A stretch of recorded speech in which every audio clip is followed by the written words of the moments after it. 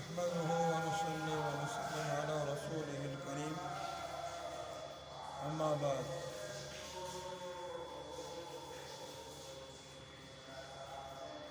حضرت ابو ہریرہ رضی اللہ تعالی عنہ سے روایت ہے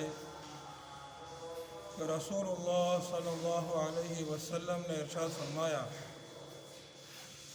صاحب استطاعت کا قرض کی ادائیگی میں ٹال مٹول کرنا ظلم ہے، اور جب تم میں سے کسی کو صاحب استطاعت کے حوالے کیا جائے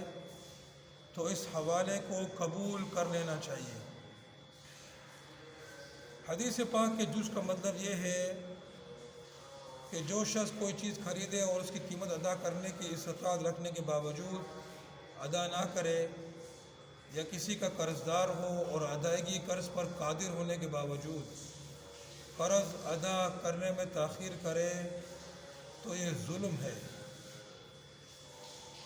بلکہ بعض علماء تو کہتے ہیں کہ اس کی وجہ سے ایسے شخص کی گواہی رد ہوتی ہے، اگرچہ یہ ناہندگی ایک ہی مرتبہ کیوں نہ ظاہر ہوئی ہو۔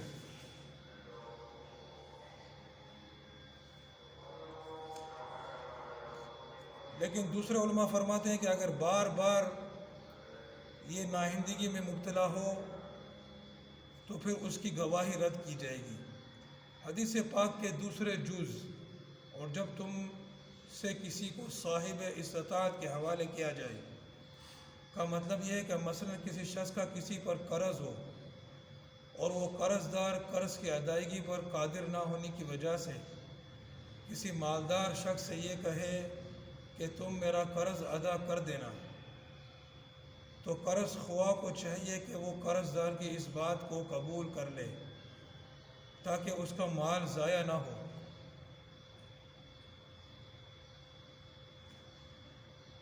یہ حکم استحباب کے طور پر ہے، لیکن بعض علماء کا قول یہ ہے کہ یہ حکم بطریق وجوب ہے، اور کچھ علماء اس کو بطریق اباحت کہتے ہیں۔ حضرت شریف رضی اللہ تعالی عنہ نبی کریم صلی اللہ علیہ وسلم کا ارشاد نقل کرتے ہیں، گنجائش والے کا ٹال مٹول کرنا اس کی آبرو اور مال کو حلال کر دیتا ہے۔ قرض دار اگر تنگ دست ہے، مجبور ہے، تو نبی کریم صلی اللہ علیہ وسلم کا ارشاد ہے کہ قرض خواہ اپنے قرض دار کو مہلت دے، اور اس کی بڑی فضیلت ہے۔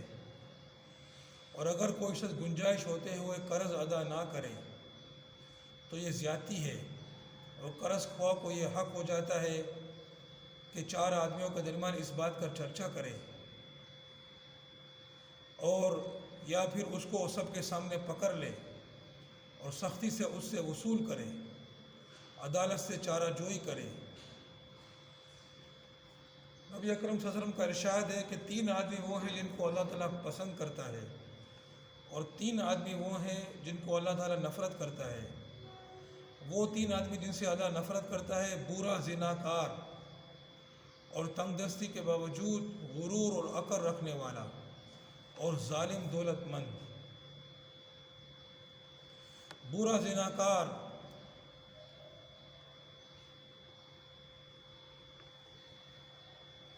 جوان آدمی طبیعت کے تقاضے سے بے قابو ہو کر اگر اس میں مبتلا ہو جائے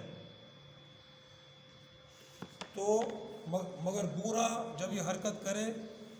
تو یہ گویا کہ اس کی طبیعت مسخ ہو گئی ہے اور حوث نے بالکل ہی اس کو اندھا کر دیا ہے۔ تنگ دستی کے باوجود غرور اور تکبر کرے تو اگر اللہ پاک اس کو اگر نعمتیں دے گا تو پتہ نہیں کیا کیا کرے گا۔ اور ظالم دولت مند، دولت اللہ تعالیٰ کا ایک انعام ہے، چاہیے تھا کہ وہ لوگوں کی مدد کرتا، لیکن وہ ظلم کرتا ہے۔ حضرت ابو ہریرہ رضی اللہ تعالی عنہ سے یہ روایت ہے کہ رسول اللہ صلی اللہ علیہ وسلم نے ارشاد فرمایا کہ 3 شخص ایسے ہیں کہ جن سے میں قیامت کے دن جھگڑوں گا۔ اللہ تعالیٰ نے ارشاد فرمایا کہ 3 شخص ایسے ہیں جن سے میں قیامت کے دن جھگڑوں گا، اور جس سے میں جھگڑوں گا اس کو تباہ و برباد کر کے رکھ دوں گا۔ ایک وہ ہے جس نے میرے نام کے ذریعے کوئی عہد کیا پھر اس کو توڑ ڈالا، دوسرا وہ جس نے آزاد شخص کو فروخت کیا اور مول کھا لیا، اور تیسرا وہ جو کسی مزدور کو مزدوری پر لگایا اور اس سے کام لیا لیکن اس کو مزدوری نہیں دی۔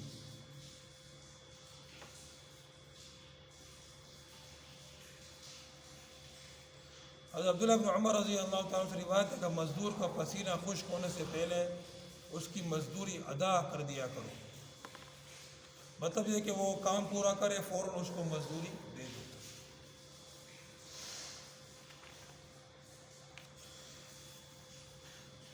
پہلی حدیث کہ اگر آدمی کے پاس گنجائش ہے پھر بھی قرض ادا نہیں کرتا تو یہ کیا ہے؟ ظلم ہے۔ اور اگر اس کو کسی مالدار شخص کی طرف لگایا جائے تو اس کو یہ یعنی اس کے حوالے کیا جائے تو اس کو یہ حوالہ قبول کر لینا چاہیے۔ یعنی قرض دار جو ہے جس نے قرض لیا ہے وہ خود غریب یعنی تنگ دست ہے، ادا نہیں کر سک رہا ہے، تو وہ کوئی مالدار شخص جو ہے وہ قبول کر لیتا ہے کہ میں ادا کروں گا، تو قرض دار جو ہے قرض خواہ کو بولتا ہے کہ آپ ان سے لے لیں، تو اس کو قبول کر لینا چاہیے۔ اور پھر اس میں 3 قول ہیں کہ یہ قبول کرنے کا حکم جو ہے صرف جائز کی حد تک ہے یا مستحب ہے یا واجب ہے، اس میں 3 قول ہیں۔ اور گنجائش والے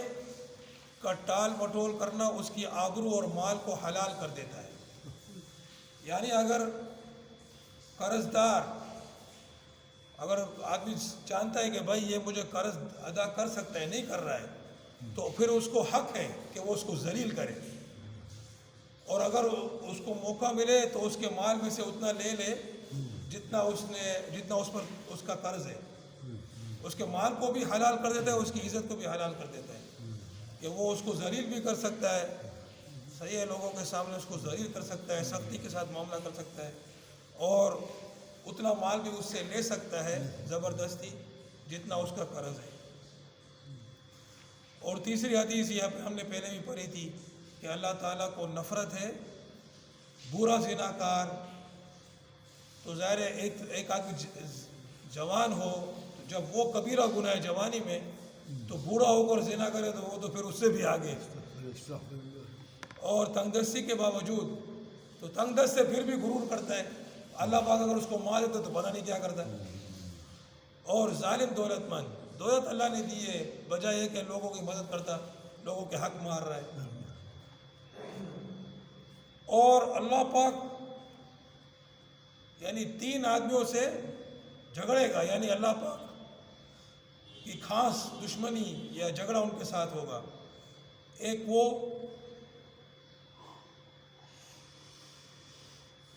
کہ جو اللہ کی قسم کھا کے بھروسہ وہ کرتا ہے، وعدہ کرتا ہے اور پھر اس کو توڑ ڈالتا ہے، عہد کرتا ہے، معاہدہ کرتا ہے، پھر اس کو توڑ ڈالتا ہے۔ دوسرا وہ جو کسی آزاد آدمی کو بیچ دیتا ہے کہ یہ غلام ہے، یوں کر کے دھوکہ دے کر۔ اور تیسرا وہ جو مزدور سے کام لیتا ہے پھر اس کی مزدوری نہیں دیتا، اور مزدور کی مزدوری اس کا پسینہ خشک ہونے سے پہلے دو۔ اللہ اکبر، کتنی چیزیں ہیں، اور عمل کیا ہے لوگوں کا اس پر، کتنا ہمارا عمل ہے اس پر، ہمیں یہ سوچنا چاہیے، سمجھے نا۔ مزدور جو ہے کتنے مزدور ہوتے ہیں، کام کرتے ہیں اور لوگ ان کو رلا دیتے ہیں،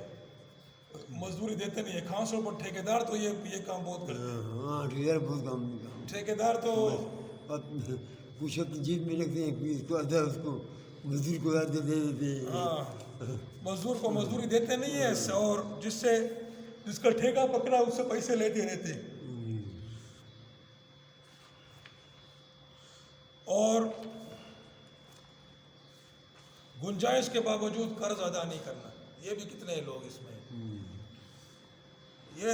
جو ہے اللہ اکبر، قرض جو ہے نا، قرض اللہ تعالیٰ بچاوے، اور اگر آدمی لے تو فوراً اس کو ادا کرے، سمجھے نا،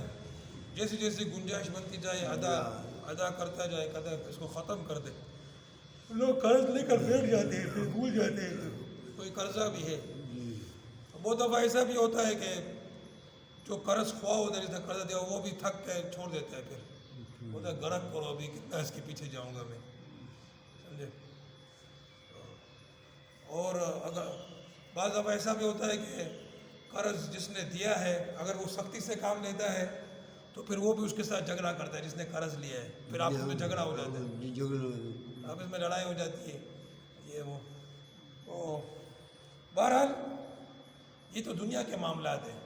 جی قیامت میں تو ایک ایک پائے کا حساب دینا پڑے گا. حساب دینا پڑے گا. اللہ پاک جو ہے ہمیں عمل کرنے کی توفیق عطا فرمائے. وآخر دعوانا